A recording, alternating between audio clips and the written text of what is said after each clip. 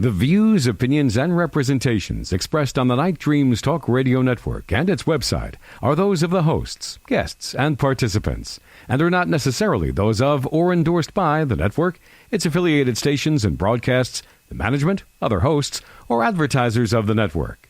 The shows found on the Night Dreams Talk Radio Network can, but do not necessarily, promote any particular lifestyle, belief, religion, political affiliation, or other personal practice.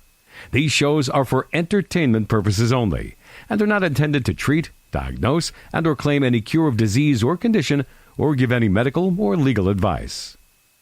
You're listening to my friend Gary Anderson on Night Dreams Talk Radio, the best in paranormal radio. Well, thank you, John. A little bit of thunder here tonight because it's been snowing off and on all day down at the compound. I hope everybody's having a great day. Tonight, we got a special guest.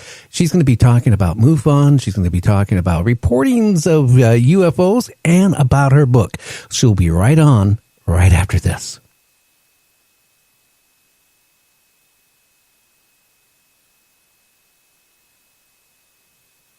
Dreams Talk Radio website at www.nightdreamstalkradio.com. Also, if you want to keep our show free of advertising, just hit the donate button. Give a buck or two. Remember, all prior shows are always free to listen to. We at Night Dreams Talk Radio thank you for your support. Do you have a paranormal story you want to share on Night Dreams Talk Radio? You could be a guest. Email us at nightdreamstalkradio@gmail.com.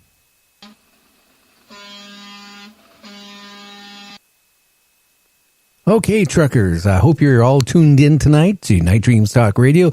You know, about UFOs right now, it seems to be a big frenzy, all on the media like Facebook and everywhere else. They're talking about maybe disclosure hitting, well, maybe very short in a short period of time, more sooner than most people even realize. I don't know if it's going to be anything new or the same stuff we've been hearing over and over again, but I got a funny feeling something new is going to come out about UFOs. We got a special guest tonight. She's a mystery guest, and who do we have here tonight on Night Dreams Talk Radio? Hi, Gary. How are you? I'm doing fine. You want to tell everybody who you are? My name is Adele Casales Rocha, and I am a writer. I also was a former investigator, field investigator for MUFON.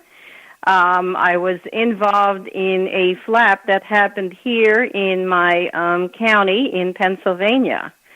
So I would like to share some stories with you, being that we are in imminent disclosure about some things that have happened here in the U.S. as well as overseas. Oh, yeah, please do. I mean, right now, you know, I've been doing radio since 1976, off and on, doing talk shows. And it seems like right now is more frenzy out there about UFOs than the whole period of time. Well, it's interesting that you say that because we definitely had a frenzy here back in 2008. And just to give you a little bit of background about myself, I actually come from the field of psychology. My training is, working with people, with teenagers, adults, etc. So the whole field of ufology is totally new to me. I got started in it basically because one of my husband's friends was actually training to be a field investigator at the time. And just over a course of a dinner, he had mentioned that he had a manual and he was trying to memorize everything word for word in order to pass a test. So out of curiosity, I looked at the book that he happened to have. He was entertaining at his house. And it just got me glued there for a full hour reading through it. Gary, I can't explain to this day what the fascination was about when I was looking through this. But shortly I found myself taking the test as well. Needless to say, I bought a copy of the manual as well. And between the months of April, which is when I passed the test, all the way into November of 2008, we had what you call a flap. for the audience out there who might not be familiar with the term, a UFO flap is when you have quite a great amount of sightings, entity encounters, whatever that has to do with some type of encounter with a being, a humanoid, or a simple sighting, whether it be 500 feet or higher. We had that for several months, starting in the spring, and it went on all the way past Thanksgiving, as a matter of fact, here in Pennsylvania. So I was fortunate that I had just started as a field investigator, and during that period of time we had over 700% sightings, and I'm going to tell you some cases that actually never made it to the MUFON website. Now, can I ask you a question? Why would some of these reportings not make it to their website? Is there reasons behind it? I'll tell you shortly, and it's interesting how it came about. First of all, we did our investigations. It comes across the screen on our computer. We go and interview the person as soon as we get the information from our director. Basically, that's the protocol. Some of them do not want to report it on the website, and these are the kinds of people that I encountered in real time who just approached me, and I'll tell you shortly what happened. So as we were investigating, and at the time we were investigating, there was probably only 2 of us assigned to the county, it became very clear there were more cases than we could handle, so some people started helping out. But there were also people who were contacting me just by learning word of mouth, where we were situated as investigators. And then there was an airing of a show that happened, and I don't know if you saw this, Gary. This was something that actually aired for the first time on the Discovery Channel, and it happened to coincide with the Thanksgiving break. So it had to do with a sighting that is actually, incidentally, just only half a mile from my house, where I currently live. And it involved a gentleman who was actually, he changed his name, he didn't want to be identified, and I will honor that. He was standing outside his bedroom window, okay, and this was on the show that aired in 2008, and he saw an object coming, and it was probably 5 to 10 miles per hour, clearing the cloud cover, and it was as big as a mall, is how he described it. That is huge. So it was huge. It was unmistakably something that was not a plane because it was octagonal.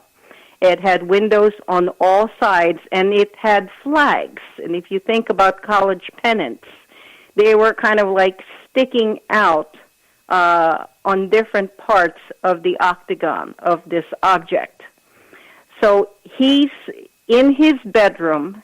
He had gotten up, and it was around 4 a.m., He approached his window. For some reason, he couldn't sleep. And I don't know if you know, some of these cases are very, very strange in the sense that the person is awakened from sleep. There's no one else around. The house that they live in is, I would say, it's not isolated, but it's certainly more remote than others. It's in the middle of a field. He looked out the window just in time to see this object coming towards the house. And it was a huge picture window. There were no obstructions. It was just basically him, and there was a field outside, and there it was, you know, in the early morning light, breaking the cloud cover, and for some reason, as the object was just right outside the window, and my understanding from it, as far as I can recall, now this is 2008, it was probably about 500 feet above him. It started to turn as if it was making a show for his benefit. There was no one else. It started to turn, and then it started to go, I think, in the direction of the airport. And then he lost sight of it. But there's other accounts that occurred after that he would rather not elaborate on, and I will honor that. But that was one of the major cases that came out of this slap. Well, you mentioned it was the size of a mall. I was just talking to somebody that's going to be coming on my show here in the next few weeks. They had a sighting too, and they described it about the size of Walmart store, a super Walmart. I believe it. I really do. And I think that when you think about the size of these things, you're talking about probably like a small city. These creatures, or whatever they are actually in there probably for months on end examining us for some reason. And then they send these little scout, these little lenticular flying orbs to examine more closely. The impression I get is there's always some type of a mothership, something that's hovering up there, and then somehow they send, other scouts to take a closer look. In the case of this one, there were no other scouts per se. It was just this huge object that was, for some reason, making a turn right in front of his window, his picture window. So I'd be scared. That was on the air during that time frame on the Discovery Channel. But it was kind of like the highlight. After all the different sightings, what they did was focus on a few of the major cases. From there, I was involved in the STAR team. This is now going to take us into months later and into the following year. And I had the privilege of sitting in front of a computer screen. We took turns. We were on watch, so to speak, which involved basically looking at a computer and waiting for people to report on the website. Now, I got to ask you a question. How often were you getting reports? I mean, me personally? Yeah. During the flap, it was practically maybe 1 or 2 cases per day. Okay. The gentleman who worked alongside with me, who was assigned to the same county, was probably getting a lot more. And because he was a lot more facile with driving around than I was, and he was a man, he could, go into the woods and go into these real isolated places without any fear of anything happening. I was a woman by myself. He got the cases that were more far and wide than I did. Now, I got to ask you a question. How did your husband take it as you being an investigator with MUFON? I'm just curious. That's interesting that you ask. He did not like the idea. Sometimes it was a case that came through